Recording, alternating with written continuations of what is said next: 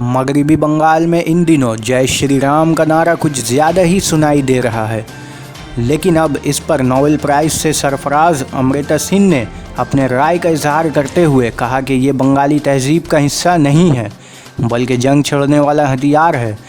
इक़्तिसादियात पर Nobel prize से नवाजे गए अमृता सिंह जादवपुर यूनिवर्सिटी के एक ख़ास तकरीब में हिस्सा लेने पहुंचे थे, जहां उन्होंने ज़राए इब्लाग के सवालात के जवाब में इन बातों का इजहार किया है। अमृता सिंह ने मज़ीद कहा कि ये बंगाली नारा नहीं और अब लोगों को मारने पीटने में इसका इस्तेमाल किया जाता है और अब मगरबी बंगाल में रामनवमी काफ़ी ज़ोरदार तरीके से की जा रही है, जो पहले नहीं हुआ करता था।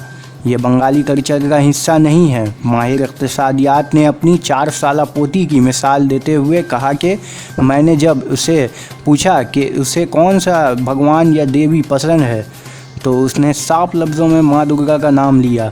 इससे ज़ाहिर होता है कि बंगाल में माँ दुर्गा का जो असर है उससे भगवान राम का मुवाजना नहीं किया जा सकता।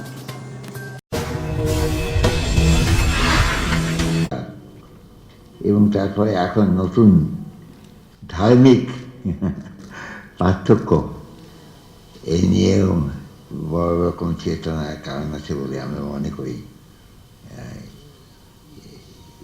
ভারতবর্ষের কনস্টিটিউশনে বিভিন্ন ধর্মের লোকেদের যে স্থান তার মধ্যে কোনো পার্থক্য থাকা উচিত নয়, কিন্তু যেখানে শুনি যে কাউকে রিক্সা বন্ধ করে তাকে কিছু একটা বুলি আওড়াতে বলা হয়েছে এবং তিনি বুলি আওড়ালেন না বলে তার মাথায় লাথি পড়ল, রক্তাক্ত অবস্থায় তার হাসপাতালে এলেন।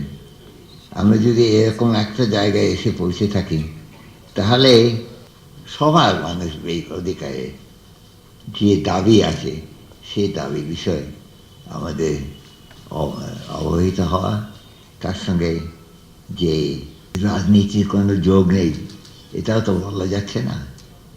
অতএব আমাদের চেতনা